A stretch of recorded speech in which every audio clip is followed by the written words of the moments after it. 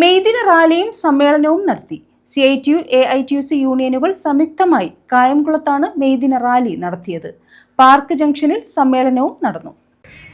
Chicago തെരുവീഥികളിൽ 8 മണിക്കൂർ ജോലി, 8 മണിക്കൂർ വിശ്രമം, 8 മണിക്കൂർ വിനോദമെന്ന മുദ്രാവാക്യം ഉയർത്തിക്കൊണ്ട് കായംകുളത്ത് CITUവും AITUCയും സംയുക്തമായാണ് മെയ്ദിന റാലിയും സമ്മേളനവും സംഘടിപ്പിച്ചത്. നഗരം ചുറ്റി നടത്തിയ മെയ്ദിന റാലിക്ക് ശേഷം പാർക്ക് ജംഗ്ഷനിൽ പൊതുസമ്മേളനം നടന്നു.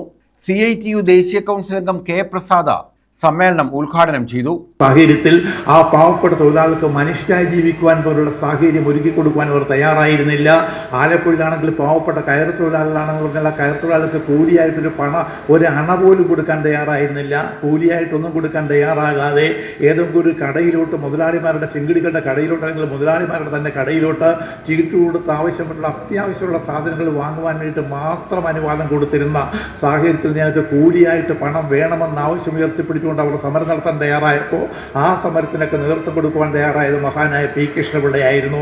മഹാനായ P. കൃഷ്ണപിള്ളയുടെ നേതൃത്വം നടത്തിയ ആ സമരത്തിന്റെ ഭാഗമായിട്ട് ആ സമരത്തിന് മുന്നോടിയായി തന്നെ അവിടെ തൊഴിലാളികളാകുവാൻ സടകുള്ള ജനേറ്റ് മുന്നോട്ട് വരികയും തിരുവിതാംകൂർ ലേബർ അസോസിയേഷൻ എന്ന പേരിൽ 1922 തന്നെ സംഘടന രൂപീകരിക്കുകയും ആ സംഘടന തലപ്പത്ത് മുഹമ്മദും അതുപോലെ വക്കീൽ മുഹമ്മദും അതുപോലെ തന്നെ ബാടപ്പുറം ബാവയും ഒക്കെ നേതൃത്വം കൊടുത്തുകൊണ്ട് പോയ ആ സമരത്തിന്റെ ആ സംഘടനയുടെ സമര പശ്ചാത്തലം, ആ സമര മുന്നേറ്റമൊക്കെയാണ് പിൽക്കാലത്ത് വൻകിട സമരമായിട്ട് അമ്പലപ്പുഴ ചേർത്തല താലൂക്കുകളിലാകുവാൻ ഉയർന്നു വന്നതെന്ന് നിങ്ങൾക്ക് എല്ലാവർക്കും അറിയാവുന്നതാണ്. ആ സമരത്തിൽ അടിച്ചമർത്തുവാൻ വേണ്ടിയിട്ട് അന്നത്തെ ഇവിടുത്തെ ഭരണകൂടം നടത്തിയിട്ടുള്ള വെടിവെപ്പ്, ആ വെടിവെപ്പിൽ പുന്നപ്രവല സഖാക്കളാകുവാൻ രക്തസാക്ഷിത്വം ഭരിച്ച ആ സാഹചര്യം നമ്മുടെ മുമ്പിലുണ്ട്. ഇതൊന്നും ഞാൻ വിശദീകരിക്കാൻ ആഗ്രഹിക്കുന്നില്ല. AITUC മണ്ഡലം പ്രസിഡന്റ് A. ഷിജി അധ്യക്ഷത വഹിച്ചു.